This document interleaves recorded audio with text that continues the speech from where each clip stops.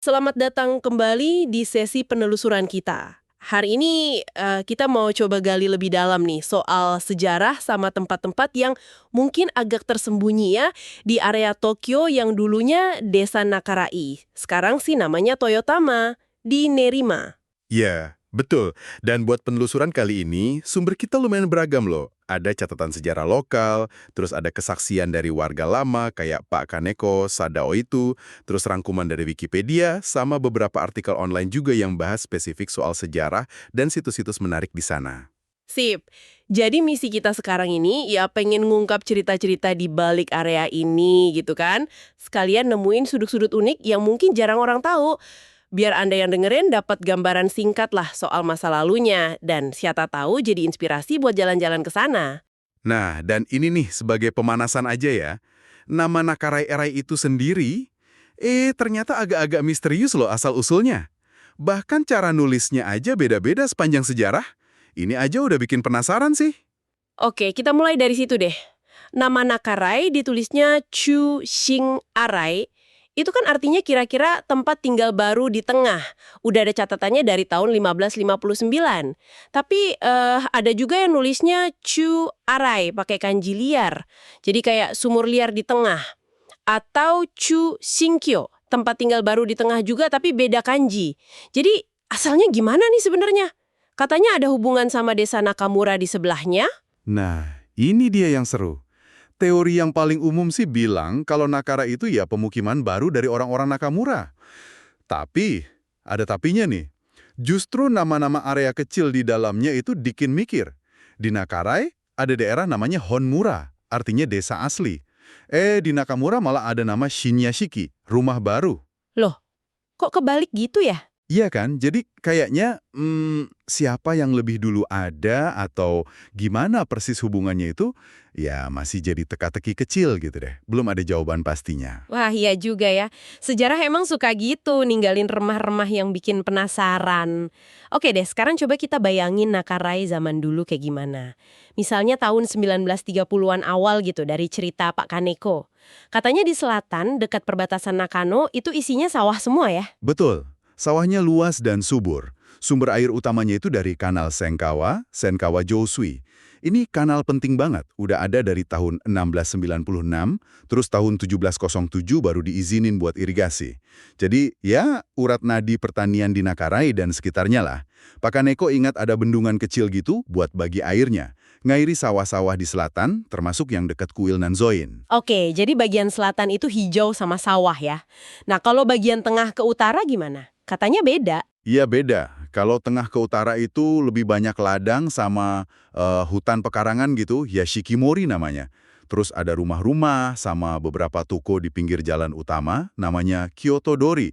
Sekarang jalan itu jadi Senkawa Dori. Ya, gambaran desa pinggiran kota besar lah waktu itu. Kebayang sih, suasana pedesaan gitu ya. Tapi kondisi ini kayaknya nggak bertahan lama ya. Awal era Showa, 1930-an itu ada perubahan besar kan? Banget. Jadi waktu itu Jepang lagi kena depresi ekonomi. Petani banyak yang susah.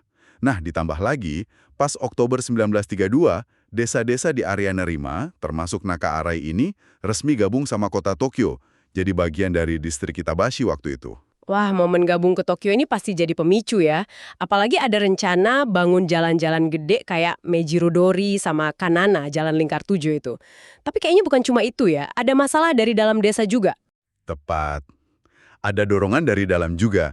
Jadi produksi lobak Nerima Daikon yang terkenal itu lagi anjlok. Gagal panen lah, kena penyakit lah. Nah, di saat yang sama, para pemilik tanah di bagian utara desa yang dekat stasiun Nerima, mereka malah mulai untung. Untung kenapa tuh? Ya karena mereka nyewain tanah atau rumah buat pendatang baru yang mulai masuk ke area itu. Urbanisasi mulai terasa lah. Oh, jadi ada kesenjangan gitu ya. Yang di selatan masih susah bertani, yang di utara malah dapat rezeki dari perkembangan kota. Pantes aja pengen berubah juga ya yang selatan. Persis. Jadi kombinasi tekanan ekonomi pertanian, ketimpangan di dalam desa, plus peluang baru karena gabung Tokyo, dan rencana jalan baru, semua itu akhirnya mendorong gerakan yang, wah, ambisius banget sih, penataan lahan skala besar. Namanya Kukaku Seiri. Kukaku Seiri. Ini bukan sekedar ngerapiin jalan kan ya? Kayaknya lebih dari itu. Jauh lebih dari itu. Ini kayak rombak total tata ruang desa. Proyek gede banget, dimulai tahun 1933. Warga sendiri yang bikin serikat-serikat penataan lahan ini. Mereka sepakat nyerahin sebagian tanah mereka, istilahnya genbu, buat dijadiin fasilitas umum. Fasilitas umum kayak apa tuh? Ya, jalan baru yang lebih lebar dan lurus, taman-taman kota, saluran air yang lebih rapi. Terus sawah-sawahnya itu diuruk dijadiin lahan siap bangun buat rumah-rumah. Jadi benar-benar mengubah wajah desa jadi perkotaan gitu. Gila ya pengorbanannya. Pak Kaneko cerita bapaknya, Sadashichi, itu mimpin salah satu serikat sambil tetap jadi petani loh. Sibuknya kayak apa coba? Terus dananya dari mana? Nah, ini juga hebatnya. Mereka gotong royong banget. Selain nyumbang tanah, mereka bahkan sampai bikin koperasi kredit sendiri, namanya Koperasi Kredit Kyoe. Itu cikal bakalnya Bank Shinkin Saikyo sekarang, buat bantu danain proyek raksasa ini. Keren banget sih semangat gotong royongnya. Nah, hasil nyata dari Kukoku Seiri pertama tahun 1933 itu katanya masih bisa kita lihat ya sekarang. Ini permata tersembunyi pertama kita nih. Betul? Itu dia, Taman Nakarai Koweng. Taman kota pertama di Nerima ya, yang dekat stasiun Sakuradai itu kan, dibukanya tahun 1937. Kalau Anda ke sana nih, coba deh cari monumen peringatan Kukoku Seiri-nya. Sama pohon-pohon platanus yang gede-gede itu ditanam pas taman dibuat. Jadi, saksi bisu transformasinya Nakarai. Iya, dan ada catatan menarik dari artikelnya Kurodario. Dia bilang kalau penataan lahan yang rapi kayak di Nakarai ini, yang dibikin sebelum perang, itu ternyata ngaruh positif ke nilai properti di sana sampai sekarang loh. Jadi keputusan berani di masa lalu itu manfaatnya jangka panjang. Wah, mantep ya. Oke, jadi fisik desanya berubah total. Terus namanya gimana? Kan udah gabung Tokyo tuh. Nah, ini juga bagian dari perubahan. Sempat pakai nama Nakaraicho, kota Nakarai gitu. Tapi ternyata nama ini dianggap mirip banget sama Araicho yang udah ada di distrik sebelah, Nakano. Biar nggak ketukar, akhirnya Pemda Tokyo minta ganti nama. Terus kenapa jadi Toyotama? Dari mana nama itu? Akhirnya yang kepilih ya Toyotama itu. Kedengarannya sih kayak nama baru yang bagus gitu ya. Tapi asal-usulnya sebenarnya praktis banget. Nama ini diambil dari nama SD yang udah ada di sana dari lama, Sekolah Dasar Toyotama. Oh, ngambil nama sekolah aja. Biar gampang diingat warga ya. Cerdik juga. Tapi nama sekolahnya sendiri, Toyotama, itu dari mana?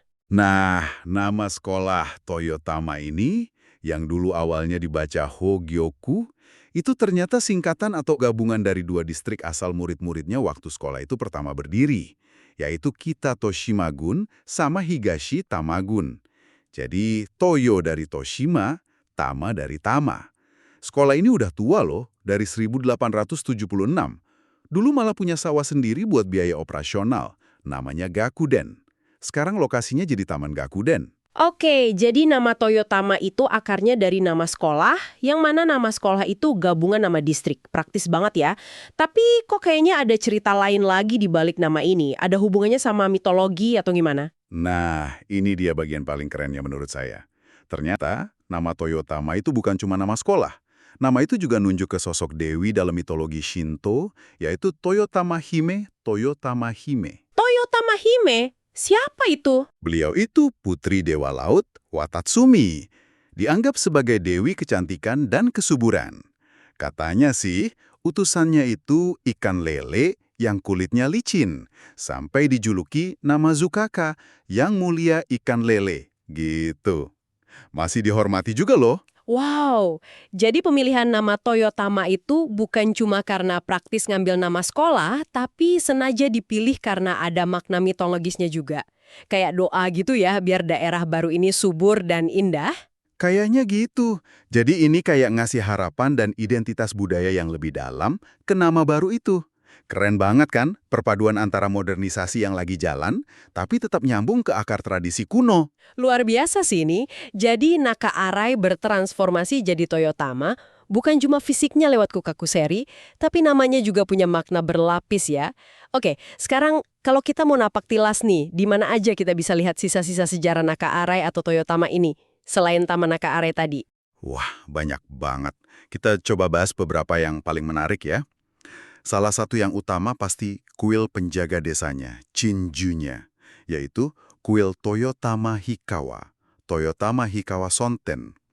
Kuil ini aja udah gonta-ganti dewa utama loh sejarahnya. Dulu kuil Kitano, terus kuil Suga, sekarang jadi kuil Hikawa. Di kuil Hikawa ini ada apa aja yang spesial? Ada beberapa benda dari batu yang katanya paling tua di Nerima. Ada sepasang patung anjing penjaga, Koma Inu, dari tahun 1787. Sama ada bak air dari batu, Chozubachi, yang bentuknya pilar persegi, itu dari tahun 1747.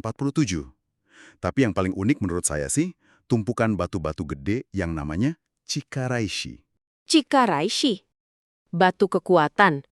Buat apa itu? Itu batu-batu yang dulu dipakai sama pemuda-pemuda desa buat adu kuat. Kayak angkat berat tradisional gitu. Di batunya itu masih ada ukilan beratnya loh. Ada yang sampai 200 kilo lebih. Sama ada nama-nama pemuda yang berhasil ngangkat. Ini ngasih gambaran seru ya soal kehidupan sosial zaman dulu. Wah, gokil. Adu kuat pakai batu segede gitu. Selain itu, ada jejak inovasi pertanian juga kan di situ, yang soal bir itu? Iya bener banget. Ada monumen unik tulisannya Tempat Lahir Jelai Bir Kaneko Golden. Ini buat ngenang Pak Kaneko Ushigoro, warga Nakarare sini. Tahun 1900 dia berhasil nemuin varietas jelai atau barley yang bagus banget buat bikin bir. Namanya Kaneko Golden. Varietas ini penting banget buat industri bir Jepang modern, jadi ada inovasi penting juga dari desa ini. Terus jangan lupa juga kuil kecil di dalam kompleks Hikawa itu, kuil Mitsumine. Penjaganya bukan anjing Komainu biasa kan, tapi serigala.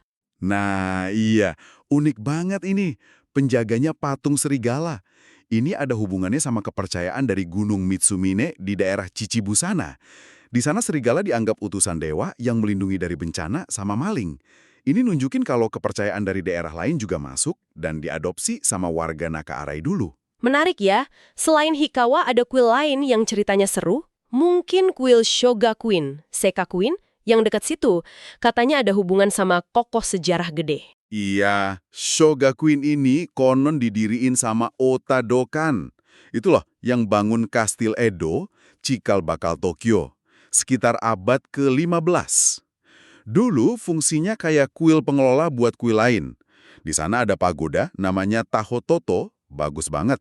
Tapi yang penting buat kita yang lagi nelusuri sejarah lokal, halaman kuil ini sekarang jadi kayak rumah buat banyak banget peninggalan batu bersejarah. Ada Menara Koshin, ini terkait kepercayaan rakyat kuno soal umur panjang gitu. Terus ada patung Batokanon, Dewi Molas Asih Kepala Kuda, pelindung kuda yang dulu penting banget buat transportasi dan pertanian. Jadi batu-batu bersejarah dari berbagai tempat di desa dikumpulin di situ ya? Betul, dulu batu-batu ini mencar-mencar di pinggir jalan, di perempatan desa Nakaarai. Sekarang dikumpulin dan dirawat di halaman Shogakuin. Jadi kayak museum mini peninggalan Nakalarai gitu. Wah, jadi Shogauku ini kayak kapsul waktu ya?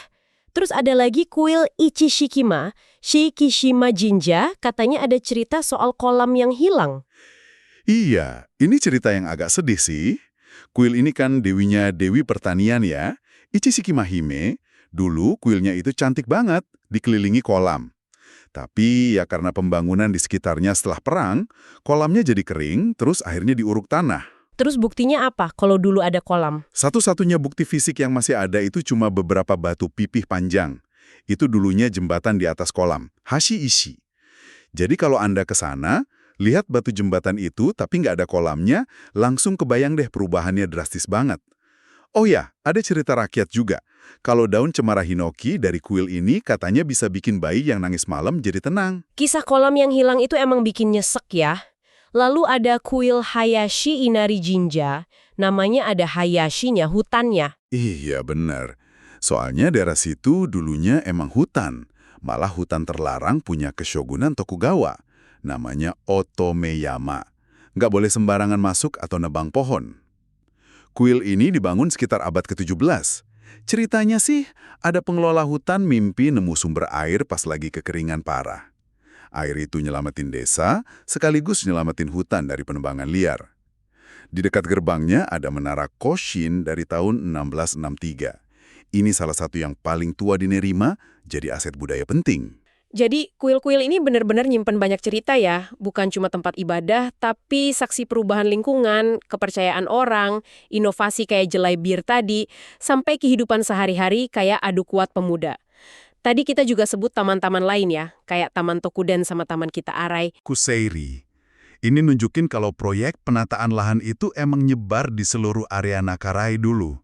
Dan jangan lupa juga Taman Gakulen, yang jadi penanda lokasi bekas sawah sekolah itu. Nyambung lagi ke cerita asal nama Toyotama tadi. Wah, perjalanan kita nyusurin Nakarai ini benar-benar kayak melintasi waktu ya. Mulai dari nama yang asal-usulnya agak nggak jelas, terus lanskap sawah yang tergantung sama kanal air, lanjut ke era perubahan kota besar-besaran yang penuh semangat gotong royong, ganti nama jadi Toyotama yang maknanya dalam, sampai akhirnya nemuin jejak-jejaknya di kuil tua, monumen modern, batu adu kuat, bahkan mungkin nama halte bus ya. Iya, luar biasa emang gimana sejarah itu numpuk berlapis-lapis. Di Toyotama ini kita bisa lihat lapisan mitos kuno Toyotama Hime, lapisan masa agraris dengan kanal Senggawa dan Lobak Nerima, terus lapisan modernisasi lewat Kukakuseiri, semuanya ada di situ berdampingan. Jejaknya tuh ada di mana-mana, kadang tersembunyi di tempat yang kelihatannya biasa aja, kalau kita mau luangin waktu buat nyari dan merhatiin. Semoga ya, pembahasan kita ini bisa ngasih Anda perspektif baru soal area Toyotama ini. Dan mungkin jadi inspirasi buat jalan-jalan sendiri gitu, ngeliat lebih dekat kalau ada kesempatan. Coba deh datengin kuil-kuilnya yang tenang itu. Cari monumen Kukakuserinya. Bayangin dulu, di bawah perumahan itu ada sawah yang luas. Pertanyaan buat Anda renungkan nih. Dari semua cerita dan tempat di Nakarai atau Toyotama ini, bagian mana sih yang paling bikin Anda tertarik atau mungkin kaget? Dan ini sebagai penutup ya, mungkin satu pemikiran buat direnungkan lebih lanjut. Kita lihat tadi gimana warga Nakarai di tahun 1930-an itu ngadepin tantangan gede banget ya. Tapi mereka bisa gotong royong, rela berkorban aset, inisiatif dana yang sendiri transformasi desa mereka lewat Kukakuseiri. Nah, kira-kira cerita ini bisa ngasih kita perspektif nggak ya buat ngadepin tantangan pembangunan kota zaman sekarang yang seringkali rumit dan banyak konfliknya? Apa ada pelajaran dari semangat kolektif dan visi jangka panjang Nakarai yang mungkin masih relevan buat kita hari ini?